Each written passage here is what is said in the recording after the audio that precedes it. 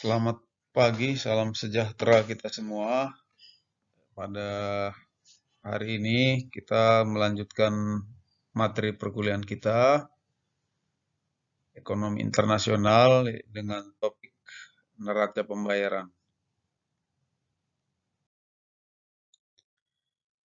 Pengertian neraca pembayaran adalah catatan atau dokumen sistematis yang mengikhtisarkan seluruh transaksi ekonomi antara penduduk suatu negara dengan penduduk negara lain yang meliputi transaksi berjalan, yang meliputi transaksi barang dan jasa, serta transfer keuangan selama kurun waktu tertentu atau 1 tahun, biasanya 1 tahun. Untuk menyusun neraca pembayaran internasional, biasanya dibedakan antara transaksi debit dengan transaksi kredit. Apa itu transaksi debit? Transaksi debit adalah transaksi yang menimbulkan bertambahnya kewajiban bagi penduduk suatu negara yang mempunyai neraca pembayaran tersebut untuk melakukan pembayaran dengan penduduk negara lain. Saya ulangi, transaksi debit adalah transaksi yang menimbulkan bertambahnya kewajiban bagi penduduk suatu negara ya untuk melakukan pembayaran dengan penduduk negara lain. Kemudian apa itu transaksi kredit? Transaksi kredit adalah transaksi yang menimbulkan bertambahnya hak bagi penduduk negara yang punya neraca pembayaran tersebut untuk menerima pembayaran dari negara lain. Komponen neraca pembayaran. Apa saja komponen neraca pembayaran?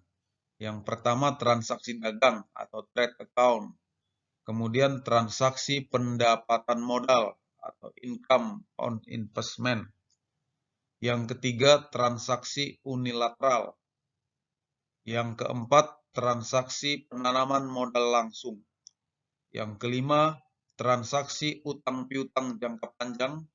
Yang keenam transaksi utang piutang jangka pendek. Yang ketujuh transaksi lalu lintas moneter. Apakah itu maksudnya transaksi dagang? Transaksi dagang atau trade account adalah semua transaksi ekspor dan impor barang-barang. Semua transaksi ekspor dan impor barang-barang dan jasa-jasa. Transaksi dagang dibedakan menjadi transaksi barang, visible trade, yang merupakan transaksi ekspor dan impor barang dagangan, dan transaksi jasa, yang merupakan transaksi ekspor dan impor jasa. Untuk transaksi ekspor dicatat di sisi kredit, sedangkan transaksi impor dicatat di sisi debit. Kemudian apakah maksudnya transaksi pendapatan modal?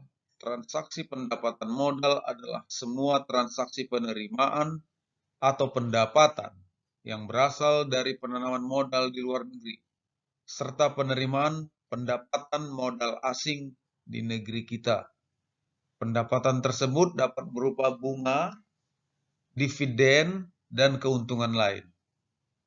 Penerimaan bunga dan dividen merupakan transaksi kredit, sedangkan pembayaran bunga dan dividen kepada penduduk negara asing merupakan transaksi debit. Selanjutnya, apakah yang dimaksud dengan transaksi unilateral? Transaksi unilateral adalah transaksi sepihak atau transaksi satu arah. Artinya transaksi tersebut tidak menimbulkan kewajiban untuk membayar atas barang atau bantuan yang diberikan. Berikut ini yang tergolong dalam transaksi unilateral adalah hadiah, kemudian bantuan, dan transfer unilateral. Apabila suatu negara memberi hadiah atau bantuan ke negara lain, maka transaksi ini termasuk transaksi debit. Sebaliknya, jika suatu negara menerima hadiah atau bantuan dari negara lain, maka transaksi ini termasuk dalam transaksi kredit. Kemudian, apa maksudnya transaksi penanaman modal langsung? Transaksi penanaman modal langsung adalah semua transaksi yang berhubungan dengan jual beli saham dan jual beli perusahaan yang dilakukan oleh penduduk suatu negara dengan penduduk negara lain. Saya ulangi, transaksi penanaman modal langsung adalah semua transaksi yang berhubungan dengan jual beli saham dan jual beli perusahaan yang dilakukan oleh penduduk suatu negara dengan penduduk negara lain. Apabila terjadi pembelian saham atau perusahaan dari tangan penduduk negara lain, maka pos direct investment itu berada di debit. Dan bila terjadi penjualan saham atau penduduk negara lain mendirikan perusahaan di wilayah kekuasaannya, maka pos ini masuk dalam kredit. Ya, maka pos ini dikredit. Kemudian, apakah maksudnya transaksi utang piutang jangka panjang? Transaksi utang piutang jangka panjang adalah semua transaksi kredit jangka panjang yang pembayarannya lebih dari 1 tahun. Sebagai contoh, transaksi penjualan obligasi kepada penduduk negara lain. Kemudian, menerima pembayaran kembali pinjaman-pinjaman jangka panjang yang dipinjamkan kepada penduduk negara lain. Atau mendapatkan pinjaman jangka panjang dari negara lain. Maka pos ini dicatat di sebelah kredit. Dan bila terjadi transaksi pembelian obligasi atau lainnya yang berkaitan dengan utang piutang jangka panjang, maka pos ini dicatat di sebelah debit. Selanjutnya, transaksi utang piutang jangka pendek adalah semua transaksi utang piutang yang jatuh temponya tidak lebih dari 1 tahun. Transaksi ini umumnya terdiri atas transaksi penarikan dan pembayaran surat-surat wesel. Selanjutnya, transaksi lalu lintas moneter.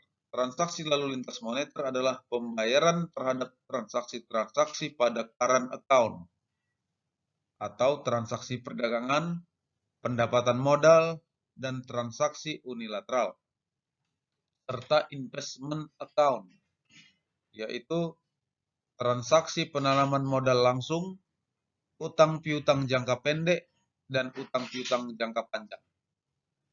Apabila jumlah pengeluaran current account dan investment account lebih besar daripada penerimaannya, maka perbedaan tersebut merupakan defisit yang harus ditutup dengan saldo kredit dari moneter akomodatif.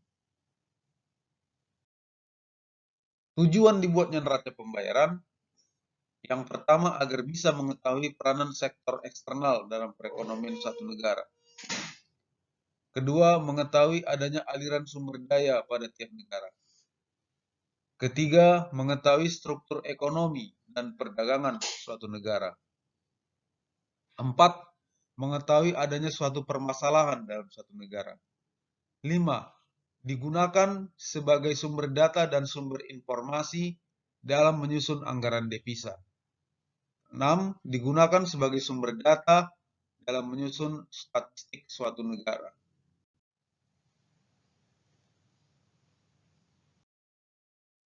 Komponen-komponen neraca pembayaran yang pertama adalah neraca perdagangan.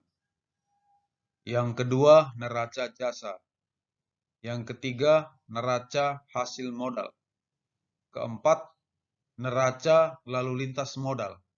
Dan yang kelima, neraca lalu lintas moneter. Jenis-jenis neraca pembayaran. Yang pertama, neraca pembayaran defisit, yaitu neraca pembayaran yang menunjukkan jumlah transaksi pembayaran luar negeri atau transaksi debit yang lebih besar daripada transaksi penerimaan dari luar negeri atau transaksi kredit. Sebutlah dia neraca pembayaran defisit. Yang kedua, neraca pembayaran surplus, yaitu neraca pembayaran yang menunjukkan jumlah transaksi penerimaan luar negeri atau transaksi kredit lebih besar daripada transaksi pembayaran luar negeri atau transaksi debit. Sebutlah neraca pembayaran surplus. Yang ketiga, neraca pembayaran berimbang, yaitu neraca pembayaran yang menunjukkan jumlah transaksi pembayaran luar negeri sama besarnya dengan transaksi penerimaan dari luar negeri. Disebutlah neraca pembayaran berimbang. Neraca pembayaran terbagi atas neraca berjalan dan neraca modal. Neraca berjalan terdiri dari ekspor dan impor barang. Ekspor dan impor barang, jika nilainya positif, berarti ekspor lebih besar dari impor. Jika ekspor lebih kecil dari impor, maka nilainya negatif. Kemudian yang kedua, ekspor dan impor jasa adalah transaksi yang meliputi biaya pengangkutan dan asuransi dari barang yang diekspor atau diimpor. Kemudian perbelanjaan wisatawan dan pendapatan investasi yang meliputi keuntungan, bunga atas modal yang diinvestasikan, dan dividen. Disebut juga neraca jasa. Jika nilainya positif, maka penjualan jasa ke luar negeri adalah lebih besar dari jasa pihak luar negeri yang dibeli di dalam negeri. Itulah ekspor dan impor jasa. Kemudian yang ketiga, pembayaran pindahan neto ke luar negeri adalah meliputi pembayaran pindahan yang dilakukan oleh pihak pemerintah ataupun swasta. Transaksi ini meliputi pembayaran di mana penerimanya tidak perlu membayar dalam bentuk uang ataupun jasa. Sedangkan neraca modal terdiri dari dua golongan atau meliputi dua golongan. Yang pertama, aliran modal jangka panjang. Terdiri dari aliran modal resmi dan investasi langsung oleh pihak swasta ke negara-negara lain. Aliran modal resmi merupakan pinjaman dan pembayaran di antara badan-badan pemerintah suatu negara dengan negara lain. Sedangkan investasi langsung swasta adalah penanaman modal langsung. Perbedaan antara modal jangka panjang yang diterima dan dibayarkan ke luar negeri adalah neraca modal jangka panjang. Jika nilainya positif, berarti aliran masuk modal dari luar negeri lebih besar daripada aliran keluar modal yang dibayarkan ke luar negeri.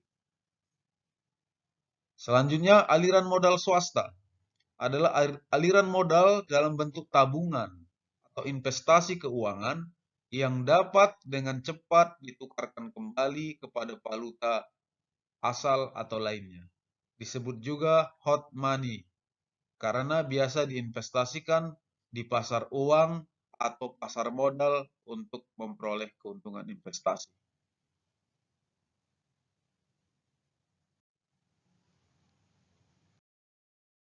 Keseimbangan neraca pembayaran.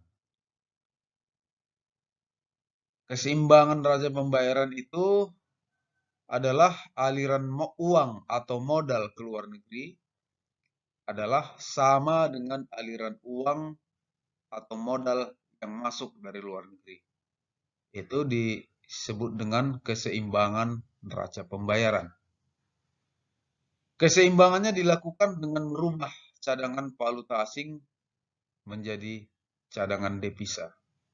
Saya ulangi, keseimbangan neraca pembayaran dilakukan dengan merubah cadangan valuta asing ke dalam cadangan devisa negara kita. Contoh neraca pembayaran negara kita. Ada transaksi berjalan dan transaksi modal. Transaksi berjalan terdiri atas ekspor impor barang. Ekspor impor barang terdiri atas ekspor non-migas dan migas. Kemudian impornya juga terdiri atas impor non-migas dan migas. Migas di sini maksudnya adalah minyak bumi dan gas. Hasil daripada ekspor dan impor barang itulah disebut dengan neraca perdagangan. Hasil daripada perhitungan ekspor dan impor itulah disebut dengan neraca perdagangan. Jika ekspor lebih besar dari impor, maka neraca perdagangan disebut surplus. Nah, kalau neraca perdagangan tadi diperhitungkan dengan ekspor dan impor jasa, maka hasilnya adalah neraca transaksi berjalan. Jadi neraca transaksi berjalan adalah neraca perdagangan dikurang ekspor impor jasa neto.